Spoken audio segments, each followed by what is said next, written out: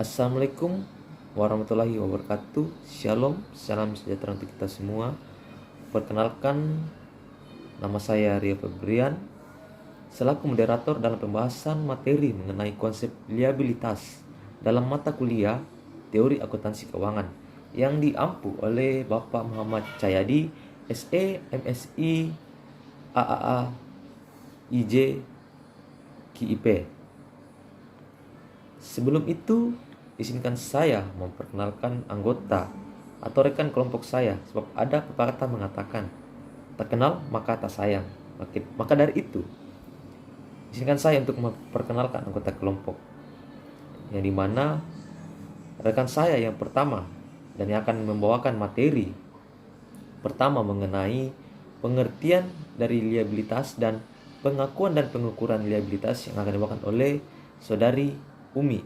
Dan untuk pemateri kedua atau rekan saya yang kedua yang akan membawakan materi penilaian liabilitas dan penyajian liabilitas oleh Saudari Andi Sulfadianti. Tanpa membuang waktu, langsung saja kita masuk pada pembahasan yang pertama, yaitu pengertian, pengakuan dan pengukuran liabilitas yang akan dibawakan oleh Saudari Umi. Kepada Saudari Umi, waktu dan tempat saya persilakan. Baik, terima kasih atas kesempatan yang diberikan kepada saya. Materi yang pertama yaitu pengertian atau definisi. Kewajiban adalah pengorbanan manfaat ekonomi di masa depan yang mungkin timbul karena kewajiban satuan usaha pada saat ini untuk menyerahkan aktiva atau memberikan jasa kepada satuan-satuan usaha lain di masa depan sebagai hasil dari peristiwa masa lalu. Dari definisi yang dikemukakan FASB di atas, pengertian hutang memiliki dua komponen utama, yaitu yang pertama, adanya kewajiban sekarang dalam bentuk pengorbanan manfaat ekonomi di masa mendatang dari penyerahan barang atau jasa. Yang kedua, berasal dari transaksi atau peristiwa masa lalu atau telah terjadi. Materi yang kedua, pengakuan dan pengukuran. Pengakuan yang paling objektif untuk menentukan kos kewajiban pada saat terjadi adalah pengharapan kesepakatan dalam transaksi-transaksi tersebut dan bukan jumlah rupiah pengorbanan ekonomi di masa mendatang. Jadi, konsep dasar penghargaan berlaku baik untuk kewajiban.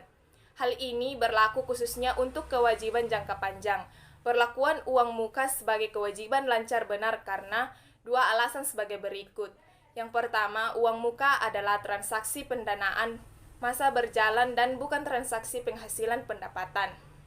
Yang kedua, kewajiban untuk memberikan barang atau jasa umumnya merupakan sebagian dari operasi berjalan.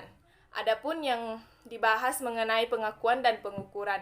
Yang pertama, pelunasan. Yang kedua, transaksi aset finansial. Yang ketiga, pelunasan sebelum jatuh tempo. Keempat, utang terkonversi. Yang kelima, pembahasan substantif. Itulah materi dari saya kembalikan ke moderator. Terima kasih. Ya, terima kasih kepada Saudari Umi yang telah membawakan materi pertama. Langsung saja kita masuk pada materi kedua yang akan dibawakan oleh Saudari Andi Sulfadianti. Kepada Saudari Andi Sulfadianti, waktu dan tempat saya persilakan. Terima kasih atas kesempatan yang diberikan oleh moderator. Saya akan membacakan materi ketiga, yaitu tentang penilaian. Penilaian kewajiban pada saat tertentu adalah penentuan jumlah rupiah yang harus dikorbankan seandainya pada saat kewajiban harus dilunasi. Dengan kata lain, penilaian adalah penentuan nilai sekarang kewajiban. Atribut penilaian menurut FASB yaitu 1. Nilai pasar sekarang, kedua, nilai pelunasan neto, dan ketiga, nilai diskonan aliran kas masa mendatang. Materi terakhir yaitu tentang penyajian. Kewajiban disajikan dalam neraca atas dasar urutan kelancarannya sejalan dengan penyajian aset. Aset lancar disajikan menurut urutan likuiditas, sedangkan kewajiban disajikan menurut urutan jatuh tempo. PSAK nomor 1 menentukan bahwa semua kewajiban jangka pendek harus diklasifikasi sebagai kewajiban jangka panjang.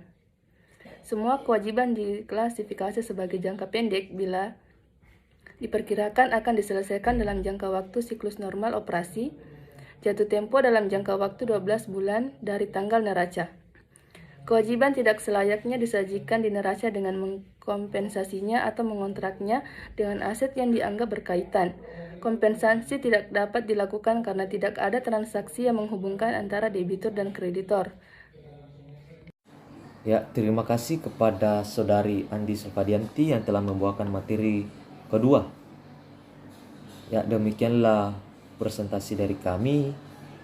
Adapun kesimpulan dari materi yang kami bawakan mengenai konsep liabilitas, yaitu liabilitas atau kewajiban atau utang adalah pengorbanan manfaat ekonomi masa yang akan datang yang mungkin timbul dari kewajiban sekarang suatu entitas untuk menyerahkan aktiva atau menyediakan jasa kepada kesatuan lain di masa datang sebagai akibat transaksi atau kejadian masa lalu.